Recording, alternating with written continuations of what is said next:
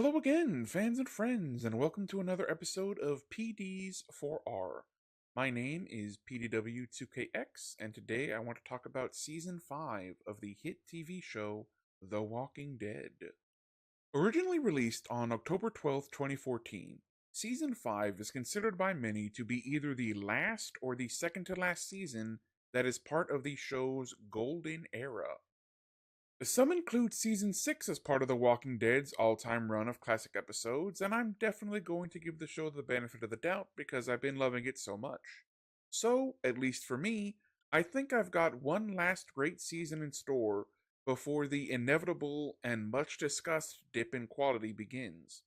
But I will try my best to enjoy the sunshine even though I see the storm on the horizon, because Season 5 once again puts me in the very enviable position of trying to find new ways to express how much I absolutely fucking adore this show. If I can borrow an anime trope for a moment, Season 5 of The Walking Dead is when many characters reach their final form, although sometimes it costs them their lives. Season 5 also introduces some major concept and characters while also giving us a great variety of action, drama, and suspense. So without further ado, let the accolades begin. Let me start by expanding on what I just talked about. Rick, Michonne, Carol, Glenn, even Daryl, all of them more or less reach their final form in Season 5. What I mean by that is, they are all now finally ready to survive in an apocalypse no matter what it takes. Sometimes what it takes is to accept the domestic life and play pretend for a little while and just enjoy the good times until the shit goes down, trusting that you won't lose your edge in the meantime. Other times, what it takes is deciding to kill someone before they become a problem, or taking control over a group if you need to. Don't make me kill you. Do we have a talent? Huh? The fall of Terminus and the discussion about what to do with Alexandria are the best examples of this. All options are now on the table for Rick's group. Because Terminus was going to kill and eat them, they blew up the entire community, directly shot and killed at least a half dozen people, and left many more to die screaming in agony, devoured by walkers. When Rick's group realizes how fragile and weak Alexandria is, they hold serious discussions about whether or not they should just take the community by force. They try to at least hold on to some of their humanity by justifying the takeover as we're just saving them from themselves, but that's only one of the most commonly used defenses everyone uses whenever they're an invading force looking to displace the native population. Well, why you calling me? I'm right. You know it's true. But Season 5 makes a very convincing argument that this is the type of mindset you need to have if you want to survive the world of The Walking Dead. Now, finally, everyone in Rick's group has embraced the mentality of, we will do whatever we need to do, and we will take whatever we need to take in order to keep this group alive. Anyone who used to rally against that way of doing things, the ones that kept telling the group that they needed to keep their humanity and that they can't let the world change them, well, all of those people that believe that are now either dead or they've been traumatized so much that those beliefs have been beaten out of them. And that is simply an amazing payoff to 5 whole seasons of character growth and development.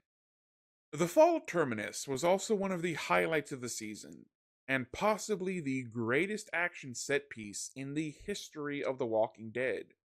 When the fight begins with a giant explosion, you know you're in for a good time. Explosions from Michael Bay. That's your car. The fall of Terminus was one of the most well-shot, chaotic, frenetic moments of the entire show. Even the battle with the governor felt less like a war zone than the fall of Terminus, and the governor had a damn tank! It's a shame we didn't get more of the Terminus storyline, but I understand wanting to start a season off with a bang. And what a bang it was! I'll let you know if something else comes along to take the crown, but as it stands right now, the fall of Terminus is my favorite action scene of all the episodes of The Walking Dead that I've watched so far. It really is that good. The last thing I want to discuss for this section of the review is how my all-time favorite moment in the comic books was adapted for the show. Anyone who's read the comics knows how much the "We are the Walking Dead" speech means. This is the moment I always point to as the moment where it became clear to me that The Walking Dead wasn't just a good comic from a talented writer and a great artist. The "We are the Walking Dead" speech is what made me absolutely sure that this comic was going to go down as one of the greatest pieces of zombie fiction of all time, and that The Walking Dead could possibly become one of the biggest horror franchises ever. It is that good of a moment. This is such good shit. But when it's good, it's fucking great. And somehow, the show manages to do it even better. I am so very thankful that the writers of the show understood the importance of the "We are the Walking Dead" speech and worked it into the show in such a meaningful and impactful way. Nothing feels the same after this speech. This speech may as well be the dividing line that separates the world as it was from the world as it is. This speech so perfectly captures the soul of the Walking Dead universe. You do what you need to do, and then you get to survive. That is heavy. That is cinema. That is 5 seasons of one group's journey, culminating in them sharing a unified vision of what it means to survive and what it takes to survive in this new and horrifying world of roving madmen and shambling corpses. The more you think about it, the more you realize that The Walking Dead isn't really set in a post-apocalypse, because there isn't a post in this apocalypse. The end of the world is still happening all around us in the fictional setting of The Walking Dead. Every day, every single day of your life, you are in an active war zone. And not only are you at war, you're at war with everything. The elements, other humans, the zombies, everything. There's no longer, let's give it the benefit of the doubt. The world doesn't work like that anymore.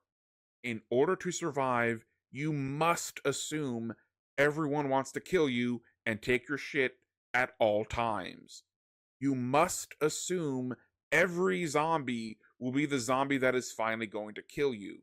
You must remember that zombies now outnumber the living 5,000 to 1. That's a lore accurate statistic, by the way. You can look it up. And you must remember to start every day by telling yourself, rest in peace, now go to war. Because this is how we survive. We tell ourselves that we are the Walking Dead. You're goddamn right. I am that guy. And now it's time to talk about what I didn't like about Season 5. I have to admit, the cracks in the foundation start showing more and more as Season 5 nears its end.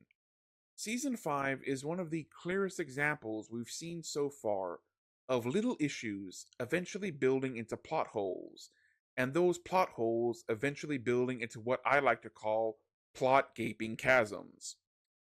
So here's your official warning. It's time to get serious, and it's time to get controversial. Let me begin by pointing out that the entire hospital arc was pointless filler. I've argued in favor of filler in the past, but the hospital arc is actually a great example of how filler episodes started becoming so much of an issue that everyone eventually turned against the very idea of filler. It's filler like this that got us to a point where everyone hated filler so much that we entered and are still currently in the era of all killer, no filler. This is why we can't have nice things. This arc took up 4 one-hour episodes, and since season 5 had 16 episodes, that means that 1/4 of the entire season is completely unnecessary. Shut the fuck up. No one cares. Know your fucking place, trash. Yo, the sign is real simple, B. It says wrap it up. Wrap that shit up, B. Beth's death was also completely unnecessary and stupid. I felt like it was done purely for shock value. Beth dies after surprise attacking Officer Dawn Lerner, who shoots Beth in the head solely on reflex. This is a trained and armed police officer that has already killed multiple people, and this fucking innocent farm girl just decides to try and stab her. Of course, the trained police officer was going to be able to get past the shock and surprise of being stabbed and react almost instantly. I actually think it is very realistic that not only did the scissors do no real damage to her, but that she shot out of reflex and purely on reflex landed a killing blow. It makes perfect sense how Beth died. It makes 0 sense why she died. Why did Beth do that? The group had already won. They could have done 100 other things to help get Noah out of there. Noah managed to escape before when it was just him and Beth. He could easily do it again now that Rick's entire group wants to help. And then, only a few episodes later, Noah dies anyway. What a waste. What a waste. What did we learn, Palmer? I don't know, sir. I don't fucking know either. Jesus fucking Christ. Now think about that. That does not make sense. My final critique for The Walking Dead Season 5 is the over-reliance on bottle episodes, which is a term I actually had to look up. The use of bottled episodes or fragmented storylines starts becoming a problem in Season 5.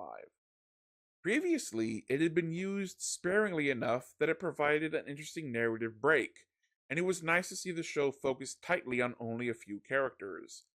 Some of these past bottle episodes were actually strong indicators that some of the cast were able to stand on their own as main characters, eventually leading to the MCU-ification of the Walking Dead franchise with all the various spin-offs.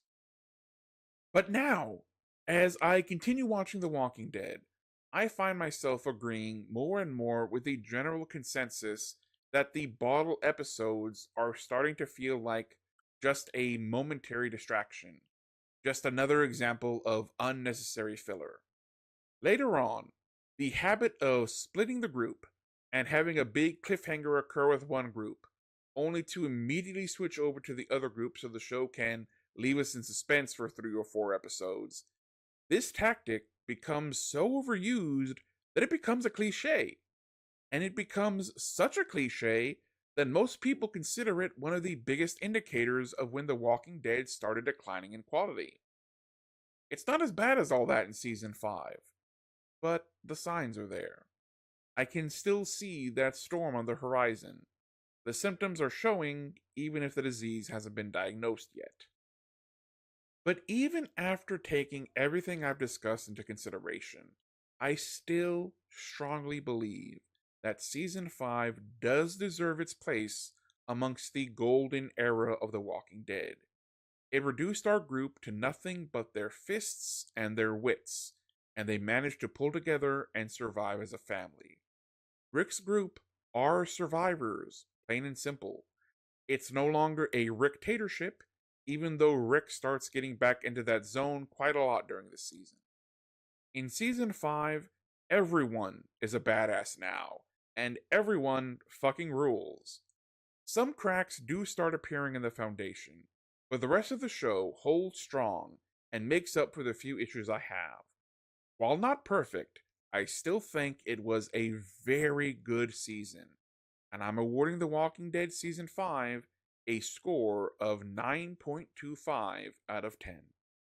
And that's the video, fans and friends. Thank you for watching, and please remember to like and subscribe if you feel like liking and subscribing. This has been PD's 4R, and I have been PDW2KX. See you in the next one, and I hope you take care.